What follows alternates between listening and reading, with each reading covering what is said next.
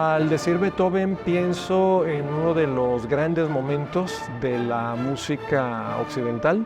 Pienso en libertad, pienso en alegría. Pienso en intensidad, ímpetu, fuerza, poder. El autor del Nuevo Testamento de la música para los pianistas. Es estar frente a una de las figuras capitales de la historia de las ideas musicales de todos los tiempos. Pienso en la cultura mexicana que hay sobre Beethoven.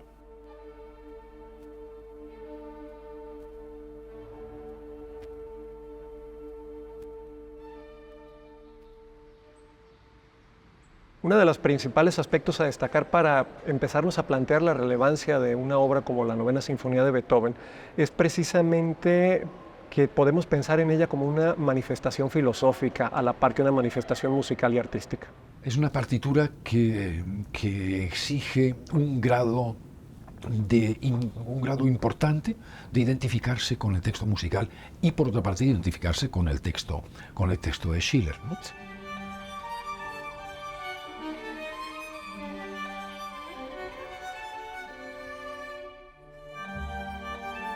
En esa época, en la literatura alemana, prevalecía un nuevo movimiento, ¿no?, que se llama Sturm und Drang, que quiere decir algo así como tormenta e ímpetu. Y Schiller, pues, es un poeta muy importante en ese movimiento. Estuvo escribiendo una serie de poemas, entre ellos Oda a la Alegría. Desde que Beethoven tenía 22, 23 años, que conoció este poema, estuvo enamorado de ese poema, seducido por ese poema.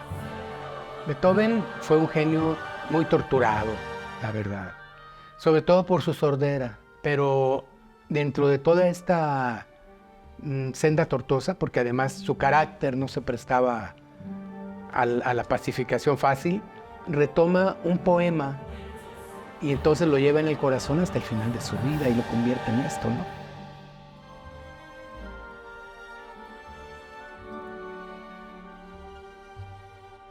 Escuchar la novena de Beethoven implica para el escucha varias cosas, ¿no?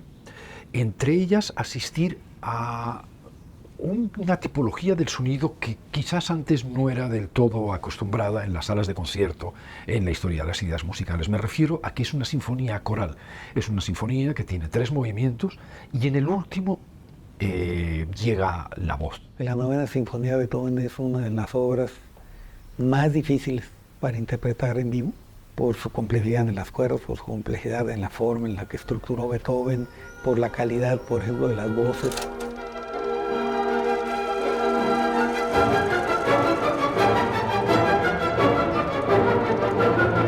Ese primer movimiento en el que parece, pero sí, difícilmente vamos a poder chiflar la melodía del primer movimiento, porque no se trata de una melodía, ¿no? Se trata de esa textura, de ese caos. El segundo movimiento, que curiosamente el segundo movimiento es el scherzo, bueno, no el scherzo, porque Beethoven, después de la cuarta sinfonía, ya no le gustaba hablar de scherzo, quería quitar cualquier tipo de referencia a la broma o al carácter alegre o jovial de un minueto rápido.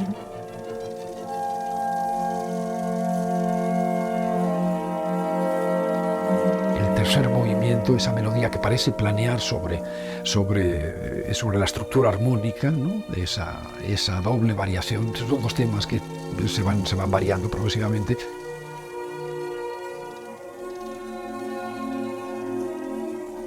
Y finalmente ese cuarto movimiento, cómo introducir algo que realmente no se puede introducir. Es decir, cuando llega la voz es una contundencia que sí marca un antes y un después, ¿no? en la escucha de esa sinfonía.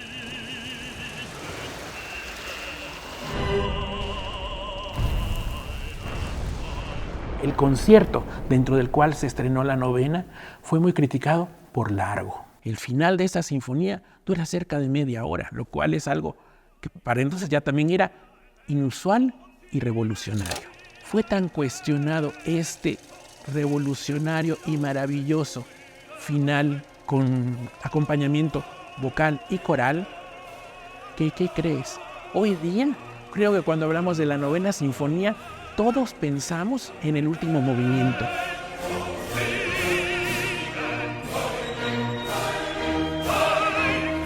Los músicos posteriores del siglo XIX, a veces simplemente leyendo la partitura, se daban cuenta de su monumentalidad.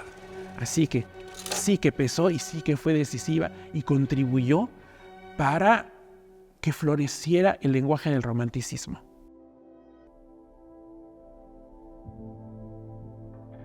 Hablamos de Beethoven muchas veces en términos de melodía, muchas veces en términos de gran orquestación, pero uno de los aspectos más importantes y más impresionantes en Beethoven es la variedad y el poder de sus proposiciones, de sus propuestas rítmicas. Es el primer aspecto que enlaza la música de Beethoven profundamente con el oído del pueblo mexicano. Creo que no exageraría en decir que el estreno profesional de la Novena Sinfonía de Beethoven coincide con la Guerra Cristiana.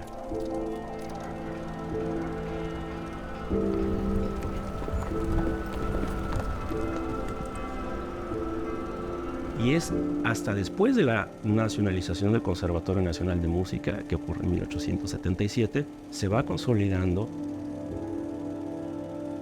Hablamos de que una obra musical se vuelve un símbolo cuando es capaz de evocar algo más de lo que son sus propiedades musicales. Tenemos la presencia de la Novena Sinfonía inaugurando la sala de Bayreuth de Wagner, siendo utilizada precisamente para dar apertura a eventos de carácter universal, que pueden ser olimpiadas, que pueden ser eventos históricos como la caída del muro de Berlín. Se le da la asignación de ser elegido como el himno de la Unión Europea. Es una sinfonía que abre muchas ventanas, una sinfonía que tiende puentes. Poder celebrar en los 200 años de esta partitura sí es algo emblemático para nosotros. Y sobre todo porque, además, pues Beethoven nos pidió de una manera u otra que así fuera, ¿no? A través del poema de Schiller, ¿no? Convoca a mucha gente unidas en ese entramado vocal y orquestal, vocal, coral e instrumental, ¿no?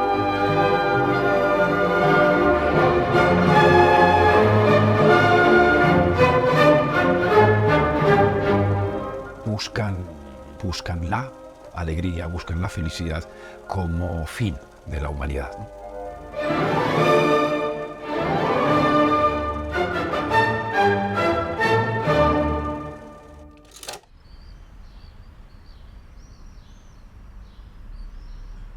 La inspiración para crear mi obra pues, fue justamente la Novena Sinfonía de Beethoven y en la vida del personaje mismo de Beethoven.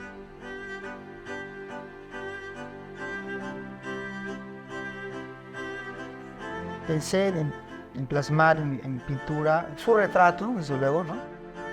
Quería dar un aspecto a Beethoven de este ser inmortal, ¿no? Viene y se hace presente con esta obra como dionisiaca, ¿no?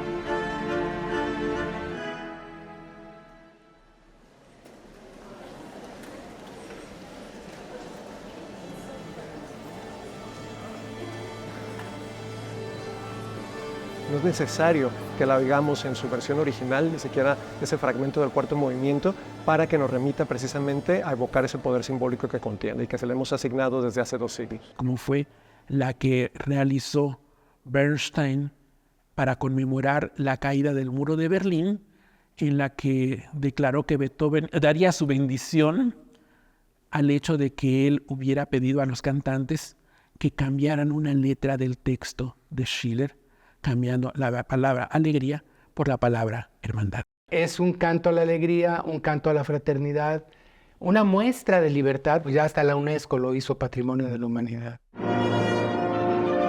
7 de mayo de 1824, creo que la gente estaba consciente que estaban ante algo extraordinario que iba a trascender a través de los siglos, ¿no? Particularmente me gustaría que el público sintiera o el público se acercara a esta pieza en los términos beethovenianos. Creo no equivocarme al afirmar que Beethoven quería hacer un ejercicio de esperanza, un ejercicio de alegría, ¿no? Me parece que la novena sinfonía de Beethoven en otros 200 años o 300 va a cobrar aún más vigencia el mensaje de la unión para poder trascender.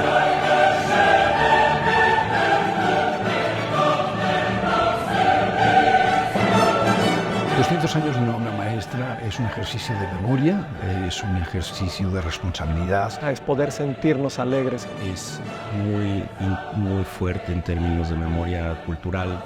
La comprobación inequívoca que la excelencia perdura.